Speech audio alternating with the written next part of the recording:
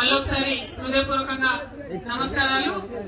తీజ్ పండుగలో భాగంగా ఇక్కడికి ఇన్వైట్ చేసినందుకు మీ అందరికీ మనస్ఫూర్తిగా ధన్యవాదాలు తెలియజేస్తున్నాను.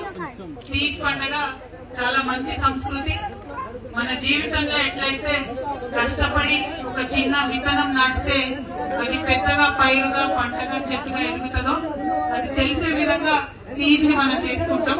ముఖ్యంగా ఆడపిల్లలందరూ కలిసి మరి గోధుమలైనా మీరు పెట్టి గోధుమలు నాటి వాటిని 9 రోజులు ఉంచి మంచిగా మొలకలైన తర్వాత ఊరేగించి మరి మా జీవితం బాగుండాలని కోరుకుంటారు.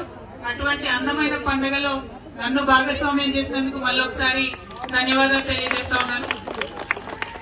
9 రోజులు ఎట్లయితే బతుకమ్మ చేసుకుంటామో అట్లానే 9 రోజులు తీజ్ చేసుకుంటాం. కానీ 9 రోజులు వేరే వేరే ప్రాంతాల్లో వేరే వేరే సమయాల్లో చేస్తాం కాబట్టి అందరం ఒక దగ్గరికి రాలేకపోతున్నాం. కానీ బంజారా సంస్కృతిలో భాగమైన ఈ తీజ్ ఫెస్టివల్ ని కూడా ఫ్యూచర్ లో రాష్ట్ర పండుగగా గుర్తించడానికి మా వంతు ప్రయత్నం మేము చేస్తామని తెలియజేస్తా ఉన్నాను. ఇప్పుడు మీకు తెలుసు ఉన్న ప్రభుత్వం ఏం పని చేస్తలేదు. కనీసం ఇదివరకు ఉన్నట్టు నీళ్లు కరెంటు కూడా ఇచ్చేటటువంటి పరిస్థితి లేదు.